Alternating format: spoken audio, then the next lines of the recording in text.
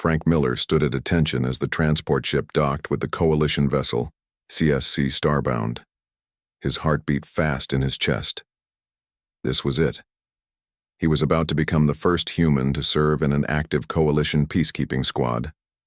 The metal door slid open with a soft hiss. Frank took a deep breath and stepped through. A tall reptilian figure waited on the other side. Commander Vela Ornis had green scales that caught the light as she moved. Her yellow eyes studied Frank with open curiosity. Private Miller. Welcome, aboard the Starbound. Her voice was smooth but had a slight hissing quality.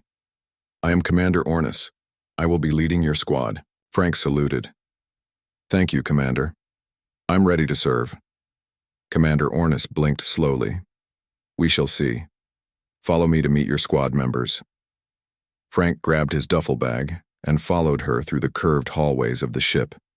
Everything was designed for beings taller and differently shaped than humans. The ceiling rose high above his head, and the control panels were placed too high for him to reach without standing on his toes. They entered a large room where 5 alien beings waited. They all turned to look at Frank. Their stares made him uncomfortable, but he kept his face calm. Squad, this is Private Frank Miller, our human team member, Commander Ornis announced. As you know, humans have recently joined the Coalition. Private Miller will help us understand how humans can contribute to our peacekeeping efforts. A 4-armed being with shimmering blue scales stepped forward. Each arm ended in 3 fingers. I am Zextral, weapons specialist. The voice was musical and flowing. Next, a massive rock-like creature moved forward. It stood nearly 8 feet tall and looked like it was made of boulders stuck together. Korg, heavy combat. The voice rumbled like stones rolling down a hill. Graceful bird-like being with brilliant red feathers and sharp talons nodded at Frank. I am Neri, scout and high-speed attack specialist. Her voice was sharp and quick. A creature that seemed to be made of clear gel with glowing organs visible inside raised what might have been a hand. Lumi, stealth and underwater operations. The voice bubbled as if coming through water. The last team member resembled a giant insect with compound eyes and a chitinous exoskeleton. I am Dex Tech and Communications Specialist. The voice clicked and whirred between words. Frank nodded to each of them. It's good to meet you all. I'm looking forward to working with you. Commander Ornis gestured to a small door on the far side of the room. Your quarters, Private Miller. We have adjusted them to human requirements as best we could. Rest now. Training begins at Duro 600 ship time. The room was tiny compared to the others Frank had seen on the ship. The bed was too long for his human frame, and the chair at the desk was shaped for someone with a tail. Still, it was clean and functional. Frank unpacked his few belongings and set up the small picture of his parents on the desk. He sat on the edge of the bed and let out a long breath. This was really happening. After Earth had made contact with the Galactic Coalition 3 years ago, everything had changed.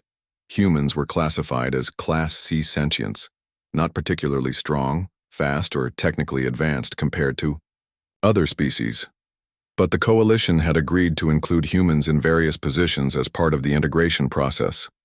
Frank, with his 8 years of Marine Corps experience, had been selected as one of the first humans to join a Coalition military unit. He knew he was there as much for political reasons as for his skills, but he was determined to prove his worth. The training alarm buzzed at Oro 600 ship time. Frank was already awake and in his Coalition uniform. It fit poorly, designed for a body, shaped different from his human form, but he had made it work as best he could. The training area was vast. Equipment for species with different abilities filled the space. Frank watched as Korg lifted weights that would crush a human. Zextral used all 4 arms to assemble and disassemble complex weapons in seconds. Neri flew through an aerial obstacle course with incredible speed and precision. Lumi changed colors to blend perfectly with different backgrounds. Dex processed information on multiple screens faster than Frank could follow. When it was Frank's turn to demonstrate his abilities, he could feel their disappointment. He couldn't lift as much as Korg. He wasn't as fast as Neri. He couldn't change colors like Lumi. His four-limbed body seemed awkward and limited compared to Zextral's 4 arms. Human physiology is interesting, Commander Ornis said diplomatically. Let's see how you perform in combat simulations. The combat simulation was a virtual reality program. Frank put on the headset and found himself in a simulated urban environment. The scenario was a hostage situation. Here, finally, Frank felt comfortable. He moved carefully from cover to cover, checking corners, assessing threats. He wasn't the strongest or fastest, but years of combat experience guided his movements. When the simulated enemies appeared, Frank responded with practiced precision. He didn't have the raw power of his alien teammates, but he had something they didn't: combat intuition developed through generations of human warfare. When the simulation ended, Frank removed the headset to find his squad watching him with slightly more interest than before. "Acceptable performance, Private Miller," Commander Ornis said.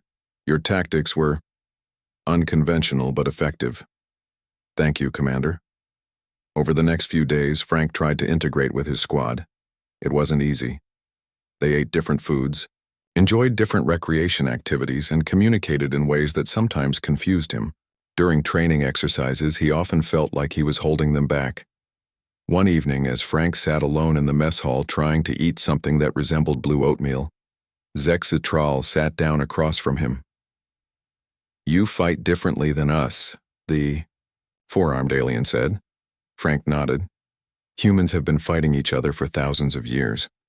We've learned a few things along the way. But your species is not strong. No, not compared to most coalition species, but we're adaptable. We've survived on a planet that tried to kill us in 100 different ways." Zextral seemed to consider this. "We begin real missions tomorrow, patrol duty in the Epsilon sector." "I'll be ready," Frank promised. That night, Frank couldn't sleep. He knew that patrol duty was considered simple work, but it would be his first real test as part of the squad. He needed to prove that humans deserved a place in the coalition. As he finally drifted off to sleep, he had no idea that in just 3 weeks his squad would learn exactly why having a human on your team could make the difference between life and death. 3 weeks passed quickly. The patrol missions in the Epsilon sector were mostly quiet and routine. Frank tried his best to be useful to the squad, but often felt like he was just along for the ride. His alien teammates were polite but distant. They seemed to view him as a temporary political addition rather than a real squad member. The CSC Starbound moved slowly through the sector, stopping at small research stations and trading posts. Frank spent most of his time monitoring communication channels and performing basic security checks. Nothing exciting happened until the 22nd day. Frank was in the ship's control room when the emergency signal came through. The signal was from Research Station Epsilon 7, a small science outpost studying unusual energy readings in a nearby asteroid field. Receiving distress call from Epsilon 7, Dex announced, his insect-like fingers moving quickly over the controls. Audio only, no visual. A crackling voice filled the room. "This is Research Station Epsilon 7 requesting immediate assistance. We've detected unusual energy signatures approaching the station. All attempts at communication have failed. We need..." The message cut off suddenly. Commander Ornis stood up straight. "Set course for Epsilon 7, maximum speed, full squad to the briefing room." In the briefing room, the squad gathered around a holographic display of the research station. It was a small facility built into a large asteroid, with docking bays for supply ships and several research modules extending from the central hub. "This could be nothing," Commander Ornis said. "Space phenomena often cause communication issues, but we must treat it as a potential emergency. We will dock at the station, establish contact with the research team, and provide any assistance needed." Frank studied the hologram carefully. Something about the situation made him uneasy. In his years as a Marine, he had learned to trust his gut feelings. "Commander," he said, "may I see the full transmission again, including visual of the station?" "Commander." Ornis looked surprised but nodded to Dex. The tech specialist brought up the visual feed of the station that had accompanied the distress call. Frank watched carefully. The station looked normal at first glance, but then he noticed something odd about the pattern of the running lights along the station's outer hull. "The lights," Frank said, pointing. "They're blinking in an unusual pattern." "Station lights often fluctuate during power distribution," Lumi bubbled. "No, this is different," Frank insisted. "On Earth, we used to have emergency codes based on light patterns. This looks like someone is trying to signal something without being obvious about it." Commander Ornis flicked her tail, a sign of impatience. "Do you have evidence of this, Private Miller?" "Just my instinct, Commander. But I think we should approach with caution. This could be a trap." The commander considered his words. "We will proceed with standard caution protocols, but I cannot delay emergency response based on a human instinct." The squad suited up and boarded the shuttle. Frank checked his standard issue. Coalition weapon, a pulse rifle designed to stun or kill depending on the setting. It felt strange in his hands, not like the familiar weapons he had used on Earth. As their shuttle approached the research station, Frank watched the running lights. Again, the pattern seemed even more obvious now. 3 short flashes, 3 long flashes, 3 short flashes. An old Earth distress code, SOS. "Commander, I really think—" Frank began. "Prepare for docking," Commander Ornis interrupted. "Full security. Protocols." The shuttle docked smoothly at one of the station's bays. The airlock cycled and the squad moved into the station in formation. Frank was positioned at the rear, as he was considered the least combat-effective member. The station was eerily quiet. The lights were at emergency level, casting long shadows in the corridors. Frank noticed small details that raised his alarm: a fallen stylus that no one had picked up, a half-finished cup of some alien beverage at a workstation, a smear on a wall that might have been blood. "Life signs?" Commander Ornis asked. Dex consulted. His scanner. Multiple readings gathered in the central research hub, no movement detected. "Proceed with caution," the commander ordered. They moved through the curved corridors toward the central hub. Frank's uneasiness grew stronger with each step. His combat instincts were screaming danger. "Commander," he whispered, "something's not right. The station is too quiet and there are signs of a struggle." "What signs?" Zextral asked, all 4 arms holding weapons ready. "Small things," Frank replied. "Items dropped and not picked up. That mark on the wall back there looked like someone was injured. And listen, no environmental systems running at normal levels." This time, Commander Ornis took his concerns more seriously. "New formation," she ordered. "Korg and Neri on point. Zextral and Lumi, watch our flanks. Dex, stay central for tech support. Miller, stay close to me." They approached the doors to the central hub. Dex connected to the door control panel and overrode the security. "Ready?" he clicked. The doors slid open to reveal the central hub. It was a large circular room, filled with research equipment. But instead of researchers, the room contained a dozen armed figures. They were a mix of different alien species, but all had one thing in common: cybernetic enhancements clearly visible on their bodies. One had a mechanical arm ending in a weapon. Another had a glowing eye implant. They were scavengers, pirates, who used stolen technology to enhance their combat abilities. "Coalition dogs," one of them snarled. "Right into our trap." Everything happened at once. The scavengers opened fire with a variety of weapons. Commander Ornis shouted orders as the squad scrambled for cover. Frank dove behind a large console just as energy blasts scorched the wall where he had been standing. The squad returned fire, but something was wrong. Their weapons weren't functioning properly. "EM disruptor," Dex called out. "They're jamming. Our weapons." Frank watched in horror as Commander Ornis took a hit to her shoulder. She fell back, her scales smoking where the energy blast had struck her. The scavengers had planned well. The squad's advanced weapons were nearly useless, and their combat training relied heavily on technology that was now being disrupted. Just then, the lights went out completely. The station's power had been cut. In the darkness, Frank heard his squad mates cursing in various alien languages. "My visual implants are overcompensating," Neri cried out. "Can't see," Korg rumbled. Frank realized what had happened. The squad members all had various forms of enhanced vision. When the lights went out suddenly, their enhanced vision had overcompensated, essentially blinding them temporarily. But Frank, with his simple human eyes, had no such problem. His eyes adjusted to the darkness naturally, just as human eyes had done for thousands of years. He could make out shapes in the darkness, see the scavengers moving in for the kill. In that moment, Frank understood that for the first time since joining the squad, his human limitations were actually an advantage.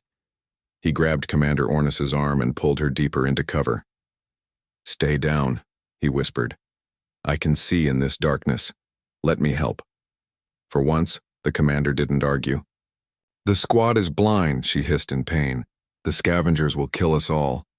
Frank took a deep breath. He had been waiting for a chance to prove his worth. Now that chance had come in the most unexpected way. "Not if I can help it," he said, checking the simple projectile sidearm he carried as a backup weapon. Unlike the squad's energy weapons, it wouldn't be affected by the EM disruption. As the scavengers moved closer, Frank prepared to fight. The human was about to show his alien teammates exactly what a Class C sentient could do when the situation called for pure, instinctive combat. Frank crouched in the darkness, his heart beating fast but his hands steady. The scavengers were moving closer, using light from their cybernetic implants to see. They thought the coalition squad was helpless without their technology. "Commander," Frank whispered, "I need to know the station layout." Commander Ornis was pressing a medical patch to her wounded shoulder. "Dex has the schematics in his system." Frank crawled to where Dex was huddled, the insectoid alien's compound. Eyes glowed faintly as his systems tried to reset. "Dex, I need the station layout," Frank said quietly. "Cannot access visuals." Dex clicked in frustration. "Systems rebooting. Tell me verbally. Quick." Dex described the central hub and the corridors leading from it. Frank built a mental map as he listened. The scavengers were blocking the main exit, but there were maintenance tunnels that could provide alternate routes. Frank moved to each squad member, touching them gently to let them know he was there. "Listen up," he whispered. "Your vision will come back soon, but we need to move now. I can see in this darkness. Follow my lead." "Why should we trust you?"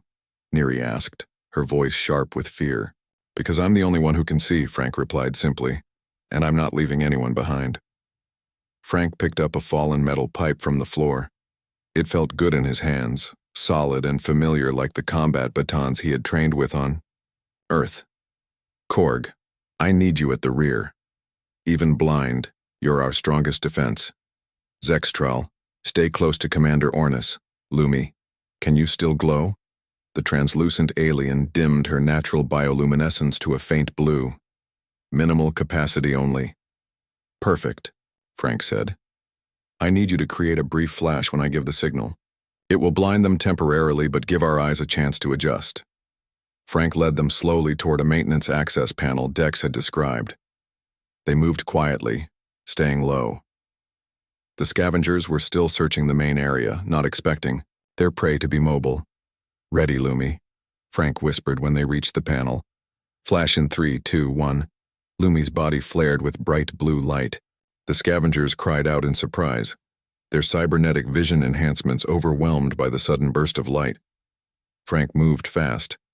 He smashed the first scavenger across the face with his metal pipe. The pirate went down hard. A second scavenger fired blindly, the energy blast hitting the wall. Frank ducked under the shot and drove his shoulder into the scavenger's midsection, knocking him to the floor. "Move," Frank called to his squad. He pulled open the maintenance panel and helped Commander Ornis through first. The squad crawled into the maintenance tunnel. Frank came last, pulling the panel closed behind him just as the scavengers recovered from Lumi's flash. "Keep moving," Frank urged them. "These tunnels connect to the secondary control room. We can regroup there." They crawled through the narrow tunnel. Frank could tell his squad mates were starting to regain their vision as they moved more confidently. "How? Did you know what to do?" Zextral asked as they reached the end of the tunnel. "Human combat training," Frank explained. "We learn to adapt when technology fails." The secondary control room was empty when they reached it. Frank helped Commander Ornis to a chair and checked her wound. The medical patch was working, but she needed proper treatment. Status report, the commander ordered, her voice weak but commanding. The scavengers have control of the central hub, Frank reported. They're jamming our communications and weapons. We're outnumbered and outgunned. Then we are defeated, Kor grumbled. No, Frank said firmly. We're just getting started. Frank turned to Dex. Can you access the station systems from here? The tech specialist moved to the control panel. Limited access only. Main systems are locked down. What about environmental controls? Frank asked. Dex's fingers clicked over the panel. Yes, basic functions available. Good. Here's the plan. We need to level the playing field. Those scavengers rely on their tech even more than you do. We're going to use that against them. Frank outlined his plan. It was unlike anything the squad had been trained to do, but they had no better options. This is not Coalition protocol, Commander Ornis noted. No, it's human protocol, Frank replied. When outmatched, change the rules. With Dex's help, Frank rerouted the station's environmental systems. Then he had Zextral help him gather equipment from storage lockers. They found emergency flares, tools, and even some cleaning chemicals. What are you making? Neri asked as Frank combined the chemicals. Smoke bombs, Frank explained. Not lethal, but very effective. Lumi watched with fascination. Your species thinks of such simple solutions. Sometimes simple is best, Frank said. Now, let's go over the plan one more time. Frank assigned each squad member a task that played to their strengths. Korg would create a distraction with his strength. Neri would use her speed for a quick strike. Zextral would handle multiple tasks with his 4 arms. Lumi would use her light abilities to confuse the enemy. Dex would hack what systems he could. And you? Commander Ornis asked. Frank smiled grimly. I'll be doing what humans do best, improvising. They moved out according to Frank's plan. Dex triggered a series of system failures throughout the station. Lights flickered, doors opened and closed randomly, and air circulation fans turned on at full power. Frank led the attack. He threw his homemade smoke bombs into the central hub. The chemicals reacted, filling the room with thick smoke. The scavengers' vision enhancements worked against them, unable to filter out the smoke particles effectively. Frank moved through the smoke like a ghost.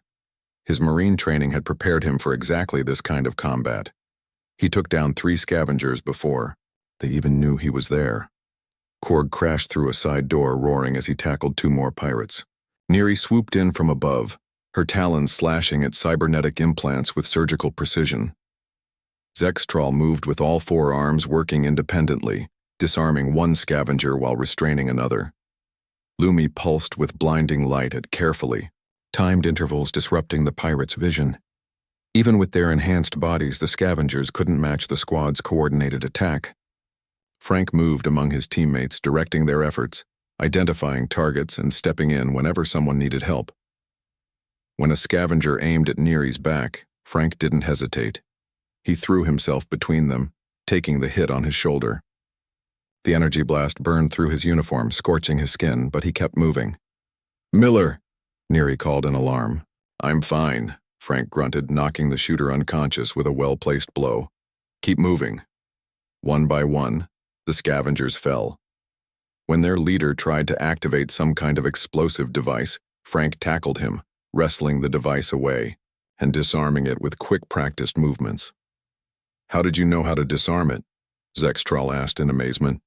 "Similar to IEDs I dealt with back on Earth," Frank explained, binding the scavenger leader's hands. "The principles are the same." In less than 15 minutes, the battle was over. The scavengers were captured, the station was secure, and the squad stood victorious despite their technological disadvantages. Commander Ornis approached Frank, her posture showing respect. That was not Coalition tactical doctrine. No, Frank agreed. That was human combat experience. The commander nodded slowly. Perhaps there is more to learn from your species than we realized. As they secured the prisoners and tended to their wounds, Frank noticed something had changed. His squad mates were looking at him differently now. not with pity or tolerance, but with genuine respect. The human had proven his worth in combat. And this was just the beginning. The research station was secure, but they were not safe yet. Frank helped tie up the last of the scavengers while Dex worked to restore communications. The rest of the squad searched the station for any researchers who might have survived. Communications are still jammed, Dex reported, his insect fingers moving quickly over the control panel. The scavengers have a powerful jamming device somewhere. Frank approached the scavenger leader, who glared at him with both natural and cybernetic eyes. The leader was a reptilian alien similar to Commander Ornis, but with crude metal parts replacing much of his natural body. "Where's the jamming device?" Frank asked. The scavenger leader spat on the floor. "You're dead already, you just don't know it yet," Frank sighed. "Look, we can do this the easy way or the hard way. Your coalition has rules against harsh interrogation." The leader sneered. "I know my rights." Frank smiled slightly. "I'm not using coalition methods, I'm using human methods." He leaned closer to the scavenger and spoke in a quiet, confident voice. He didn't touch the prisoner or threaten him directly. He just talked, using psychological tactics that humans had refined over centuries of conflict. 10 minutes later, the scavenger leader told them everything. The jamming device was hidden in the ventilation system. A second group of scavengers was on their way in a heavily armed ship. The attack on the station was part of a larger plan to steal valuable research data on new energy technologies. "How? Did you make him talk?" Zextrell asked, all four arms busy disabling the jamming device they had found. "Humans have been interrogating each other for thousands of years," Frank explained. "We understand how minds work under pressure." Neri tilted her bird-like head. "You did not hurt him." "Didn't need to. Pain makes people lie. Understanding makes them talk." Commander Ornis called them together once the communications were restored. Her wound was properly treated now, but she moved stiffly. "The nearest coalition vessel is 3 hours away," she informed them. "The scavenger reinforcements will arrive in less than 2. "We should evacuate," Korg rumbled. "Take our shuttle and escape." Frank shook his head. "We can't. The researchers are hiding in the lower levels. There are 15 of them. Our shuttle only holds 10 at most. And we can't leave the research data," Commander Ornis added. "If the scavengers get it, they could create weapons that would threaten the entire sector." The squad looked at each other. Their situation was grim. They were injured, outnumbered, and outgunned. The smart move was to retreat. "We need to defend this station," Frank said firmly. "And I think we can do it." Commander Ornis looked at him with new respect. "What do you suggest, Private Miller?" Unker walked to the station schematic displayed on the wall. "We use the station itself as a weapon. We have time to prepare and we know they're coming. That gives us the advantage." For the next hour, Frank directed the squad in preparing defenses throughout the station. They created choke points where the scavengers would have to bunch together. They set up traps using equipment from around the station. They prepared backup plans and emergency routes. "This is not how we are trained to fight," Lumi observed as she helped Frank rig a door to deliver an electric shock. "No, this is guerrilla warfare," Frank explained. "When you're outmatched, you change the battlefield to suit your strengths." As they worked, Frank noticed something unusual. His alien squadmates were now asking him questions, seeking his advice, and following his suggestions without question.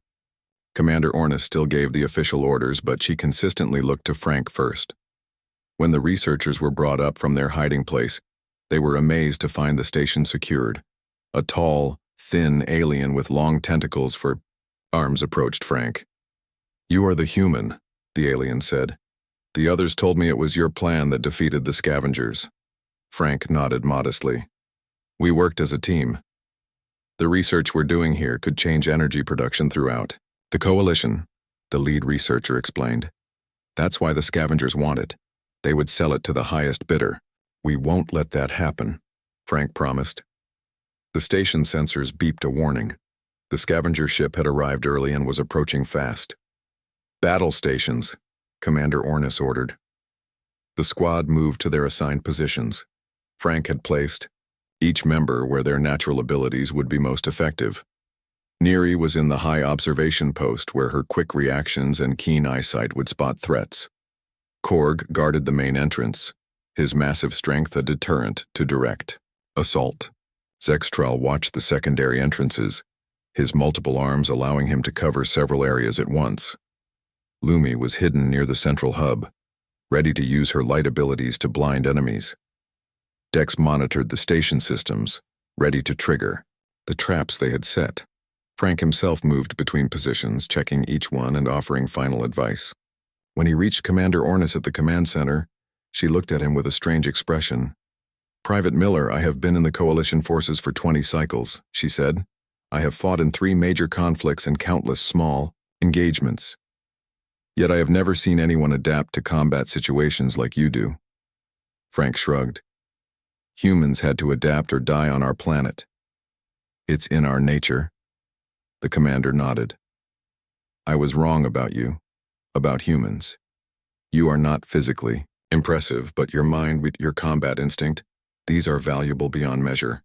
"Thank you, Commander," Frank said simply. The station sensors showed the scavenger ship docking. Dozens of armed pirates began pouring into the station. The battle was about to begin.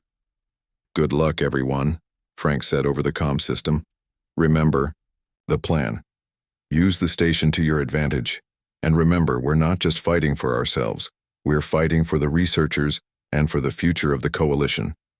As the first group of scavengers entered the trap zone, Frank felt strangely calm. This was what humans did best: face impossible odds with determination and ingenuity. The first explosion rocked the station as one of their traps was triggered. The battle had begun.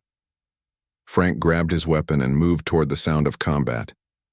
He knew his squad would need him soon. What happened next would become the stuff of legend in the Coalition forces. How 1 human and 5 alien warriors held off an army of cybernetic pirates against impossible odds. The station shook as explosions echoed through the corridors. Frank ran toward the main entrance where Korg was holding position. 3 scavengers lay unconscious at the rock-like aliens' feet, but more were pushing forward. "They have heavy weapons," Korg rumbled, ducking as energy blasts hit the barricade they had built. Frank assessed the situation quickly. "Fall back to position 2. We need to make them come through the narrow corridor." As they moved to the second defensive position, Frank's comm unit crackled. It was Neri from her observation post. "At least 30 scavengers," she reported. "They have breached the east entrance as well." "Stick to the plan," Frank replied calmly. "Let them think they're winning." The scavengers were well armed and had cybernetic enhancements, but they lacked coordination. They moved in small groups, eager to claim the prize for themselves. This made them vulnerable to the traps Frank had set throughout the station. A group of 5 scavengers turned a corner and stepped on the pressure plates Frank had rigged. Knockout gas filled the corridor, dropping them instantly. Another group triggered an electromagnetic pulse that disabled their cybernetic parts temporarily. Frank and Korg reached position 2, where Zexatral waited with all 4 arms holding weapons. "Here they come," Frank warned as the first scavengers appeared at the end of the corridor. The pirates opened fire, energy blasts filling the narrow space. Frank pulled Zextral down just as a shot would have hit his head. "Stay behind me," Frank ordered, positioning himself at the front of their defensive position. He had rigged a piece of station plating as a makeshift shield, and it absorbed most of the energy blasts. "Miller, duck," Korg called. Frank dropped to the floor as Korg hurled a heavy piece of equipment over his head. It crashed into the advancing scavengers, knocking several of them down. "Good throw," Frank said, getting back up. "Now move back to position 3. I'll cover you." As his squad mates retreated to the next defensive position, Frank held the line, alone. He fired precision shots, not trying to hit the scavengers but forcing them to take cover. When his weapon's charge ran low, he threw it aside and grabbed the metal pipe he had kept as a backup weapon. A scavenger rushed him, thinking the human would be easy prey without a gun. The pirate learned too late that humans were dangerous at close range. Frank stepped inside the scavenger's swing, struck him in 3 vulnerable points in quick succession, and dropped him to the floor. "Miller, now," Commander Ornis called through the comm. Frank sprinted back to position 3, diving through the doorway just as Dex activated the trap. The door sealed shut, and electrical current ran through the corridor floor, stunning the pursuing scavengers. "That won't hold them long," Frank panted, checking a burn on his arm from an energy blast that had grazed him. "You are injured," Lumi observed, her translucent body glowing with concern. "I'm fine," Frank assured her. "How are the researchers?" "Secure in the core room," Commander Ornis reported, "but the scavengers are getting closer." Frank nodded grimly. Their defenses were working, slowing the enemy down and whittling away their numbers, but they were still outnumbered. The coalition reinforcements were still at least an hour away. "We need to protect the core room at all costs," Frank said. "That's where the researchers and the data are." The squad gathered at the final defensive position, a large room with 2 entrances that led to the core room. They could hear the scavengers breaking through their barriers, getting closer with each passing minute. "This is where we make our stand," Commander Ornis declared. "For the coalition." Frank studied the room. It offered limited cover and 2 points to defend. It would be nearly impossible to hold against the remaining scavengers.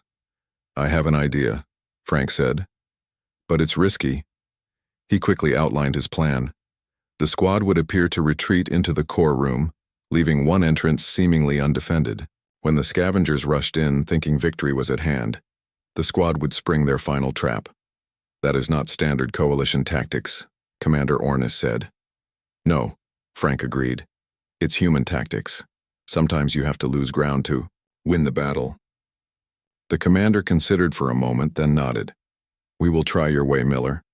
They moved quickly, setting up the final trap. Frank positioned himself where he could see both entrances. The rest of the squad took cover behind makeshift barriers, weapons ready. When the first wave of scavengers burst through the east entrance, Frank gave the signal. Lumi flashed with brilliant light, blinding them temporarily. Neri swooped down from her hiding spot in the ceiling, striking with precision. Zextral threw the small explosive devices Frank had created from station equipment. The west entrance burst open and more scavengers poured in. They were led by a massive alien with more machine parts than organic body. He carried a heavy weapon that hummed with deadly energy. "The human," the leader snarled, spotting Frank. "He's the one who planned this defense. Kill him first." Energy blast rained toward Frank's position. Without hesitation, Korg moved in front of him, his rock-like body absorbing shots that would have killed Frank instantly. "Get to cover, Miller," Korg shouted. Frank dove behind a fallen table as more shots hit around him. The squad was fighting, bravely, but they were being pushed back by the sheer number of enemies. Through the chaos, Frank noticed something strange. His alien squad mates were moving differently than before. They were positioning themselves around him, using their bodies to shield him from enemy fire. Each time Frank moved to a new position, they adjusted, keeping themselves between him and the greatest threats. "Behind the human," Zextral called out as another wave of scavengers entered. To Frank's amazement, the entire squad gathered around him, forming a protective circle. Korg's massive body blocked heavy weapons fire. Neri's quick movements deflected shots aimed at Frank's head. Zextral's 4 arms created a wall of covering fire. Lumi's light pulses confounded enemy targeting systems. Even Dex moved to protect Frank's flank. "What are you doing?" Frank asked in confusion. "You are our best chance," Commander Ornis explained, firing over Korg's shoulder. "Your combat instincts exceed our training. We protect you so you can lead us." Frank understood then. His squad wasn't protecting him because they thought he was weak. They were protecting him because they recognized his value. His human perspective, his adaptability, his combat instincts, these were worth defending. With renewed determination, Frank directed their final stand. For 20 more minutes, they held off the scavengers, fighting with everything they had. Just when their situation seemed hopeless, the station shook with new explosions. But these came from outside. "Coalition reinforcements have arrived," Dex announced joyfully. The scavengers, caught between the squad and the arriving coalition forces, surrendered quickly. As coalition troops secured the station, Frank's squad gathered around him. They were injured, exhausted, but victorious. Commander Ornis approached, standing tall despite her wounds. "Private Miller, the Coalition owes you a debt of gratitude. Your human combat tactics saved this station, the researchers, and the data." Frank smiled tiredly. "Just doing my job, Commander." "No," she said firmly. "You have done more than that. You have changed how the Coalition will view humans forever." In the days that followed, the story spread throughout Coalition forces. The human who led an alien squad to victory against impossible odds. The human whose tactical mind outthought cybernetically enhanced enemies. The human who earned such respect that veteran Coalition warriors took cover behind him in battle. 1 month later, Frank Miller stood at attention as Coalition High Command awarded him the Valor Cross, the highest military honor. His squad stood proudly beside him. Based on Private Miller's performance, the High Commander announced, the classification of humans has been upgraded from Class C to Class A combat specialists. A new training program will be established to incorporate human tactical thinking into Coalition doctrine. As Frank accepted the medal, he saw new human recruits watching him with pride. His journey had opened the door for humanity in the Coalition. "How does it feel to be a hero?" a reporter asked him afterward. Frank thought about the question. "I'm not a hero," he said finally. "I'm just a human doing what humans have always done, adapting to survive." But throughout Coalition space, the phrase had already become legendary. "When the shooting starts, take cover behind the human."